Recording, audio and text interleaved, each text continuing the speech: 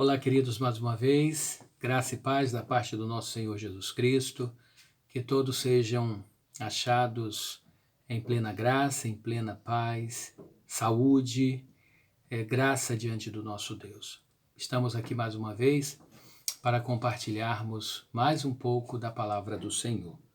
Quero, nesta boa oportunidade, lermos Tiago, capítulo de número 1, a partir do versículo 19. Os irmãos acompanhem aí nas suas Bíblias, que diz: Sabei isto, meus amados irmãos, mas todo homem seja pronto para ouvir, tardio para falar, tardio para se irar. Porque a ira do homem não opera a justiça de Deus. Pelo que, rejeitando toda a imundícia e a superfluidade de malícia, recebei com mansidão a palavra em vós enxertada, a qual pode salvar as vossas almas. E sede cumpridores da palavra e não somente ouvintes, enganando-vos com falsos discursos. Até aqui. Irmãos, esse texto ele é vibrante, esse texto ele é extraordinário quando ele nos ensina algumas situações pontuais que nós, servos do Senhor, precisamos observar com respeito à prática da palavra de Deus. Muitos são os que dizem, não, eu creio, eu confio na palavra de Deus, eu acredito, é a palavra de Deus que dirige a minha vida, tal e tal. Mas muitos acabam indo pelo impulso dos seus próprios pensamentos, os seus próprios conceitos, os seus próprios intentos, quando na realidade, a bem da verdade, acabam esquecendo-se que o que nos norteia, o que norteia, orienta, dá rumo, dá direção ao servo de Deus é a palavra do Senhor, por ser palavra do Senhor.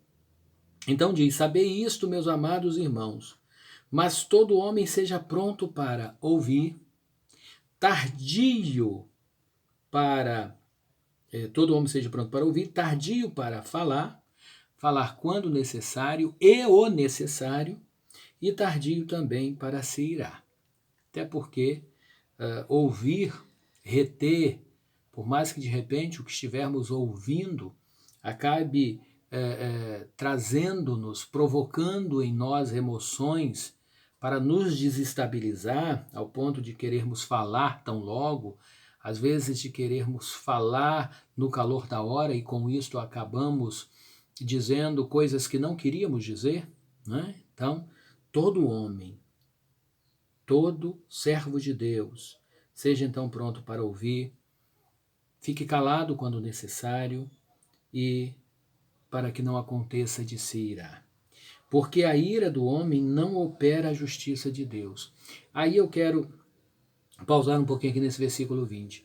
Porque a ira do homem não opera a justiça de Deus. A pessoa quando está irada, quando ela está naquele rompante, quando ela está naquela situação de achar que está com a razão e aumentar a sua voz, começar a argumentar, mesmo que aparentemente pareça até que ela esteja certa, mas Deus não tem como agir neste momento, não há como haver o operar de Deus num homem que está exaltado, num homem que está descontrolado, num servo que está descontrolado. Às vezes, muito querido, acontece na nossa vida de nós não sermos abençoados pelo Senhor por causa dos nossos rompantes. Aí o texto, o versículo 21 diz, pelo que, rejeitando toda a imundícia, toda a superfluidade, todas as coisas supérfluas,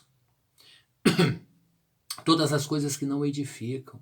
Queridos, como a gente se envolve em coisa supérflua na nossa vida, em coisa imunda, em coisa que não edifica, em coisa que não traz crescimento, não traz experiências com Deus, às vezes traz só situações negativas na nossa vida. Então diz ainda, rejeitando, né, a imundícia, a superfluidade, as coisas supérfluas, inúteis, de malícia, recebei com mansidão a palavra em voz enxertada. Então, o servo de Deus, às vezes, ele se descontrola. O servo de Deus, às vezes, ele fala sem pensar. O servo de Deus, às vezes, ele acaba irando-se. Aí o agir de Deus fica inviável. Não que Deus não queira agir na nossa vida, mas por causa do aflorar das nossas emoções, tais coisas acontecem. E com isto, o agir de Deus, volto a dizer, não opera na nossa vida. Justamente por causa das malícias, por causa das coisas supérfluas de malícia, de coisas que não agradam ao Senhor. Mas aí diz aqui, recebei com mansidão a palavra em voz enxertada, a qual pode salvar as vossas almas. Fica caracterizado que o servo de Deus, quando há esse controle, quando a palavra de Deus adentrou na sua vida, ela simplesmente não entrou por entrar, mas ela entrou e fez a diferença. Ela entrou e começou a provocar na sua vida, na minha vida, ações dignas, ações íntegras, ao ponto de realizarmos a vontade do Senhor, de produzirmos frutos, porque a palavra está enxertada em nós, a palavra está dentro de nós, a palavra tende a crescer na nossa vida, e por conta disso, queridos, então a gente consegue, de verdade, produzir frutos para a honra e glória do Senhor. E o versículo 22 que nós lemos, sede cumpridores da palavra e não somente ouvintes. Tem muita gente que diz, eu gosto muito de ouvir a palavra, mas só ouve. Muitas das vezes ouve, até entende, né, guarda na sua vida, mas não compartilha. Tem muitos que ouvem, entra por um ouvido, sai pelo outro, né? Acaba a palavra caindo no descrédito para essas pessoas e acabam não cumprindo, dizendo, é tão difícil cumprir a palavra de Deus, é tão difícil fazer a vontade de Deus. Sabe por quê? Porque pecar é muito fácil. Pecar, você não precisa medir esforços para fazê-lo. Agora, para cumprir a palavra de Deus, você precisa realmente ter uma vida na presença do Senhor. Claro é, como diz o apóstolo João na sua carta, ele diz que os mandamentos do Senhor não são pesados. Mas para aquele que não busca fazer a vontade do Senhor, com certeza é um peso muito grande e acaba não realizando.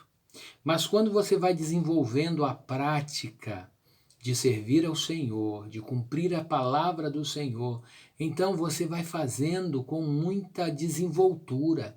Para você vai ser muito prático obedecer a palavra do Senhor, vai ser muito prazeroso. O pecado não terá mais domínio sobre a sua vida. Você viverá uma vida agora para agradar a Deus. Então isso é o que é importante. Isso é o que interessa. Então, sede cumpridores da palavra, cumprir a palavra e não somente ouvintes, enganando com falsos discursos. E existem aqueles, eu vou ali porque ali tem um movimento, ali tem um cultão, ali tem um pastor, um servo de Deus, um homem de Deus que fala muito bem. Você vai ali para ouvir coisas, para massagear o seu ego. Né? E às vezes você acaba se enganando com falsos discursos. Tome cuidado com isso. Muito cuidado. Então, às vezes você quer ouvir aquela palavra do momento, mas saiu dali, você já volta para praticando as mesmas coisas velhas que fazia antes. Então, cumpra a palavra de Deus, por mais que lhe doa, por mais que você precise sofrer algum tipo de sacrifício para cumpri-la. E de fato sofrer sacrifício mesmo, sofrer perda mesmo, e o apóstolo Paulo muito falou sobre isso. Né? Para ganhar Cristo, considerei perda todas as coisas. Ele fala isso aos crentes em Filipos. Então, queridos, para que nós possamos ganhar o céu, não por mérito nosso, mas por mérito de Cristo, a gente precisa de fato reconhecer o seu amor, reconhecer a sua palavra, porque ela está enxertada na nossa vida. Amém, queridos? Vamos orar? Vamos render graças ao nosso Deus. Querido Deus e Pai, grande é a nossa alegria por estarmos na Tua presença, por estarmos, ó Deus, cultuando ao Senhor, através, ó Deus, da leitura da Tua palavra, através desta reflexão da palavra de Deus.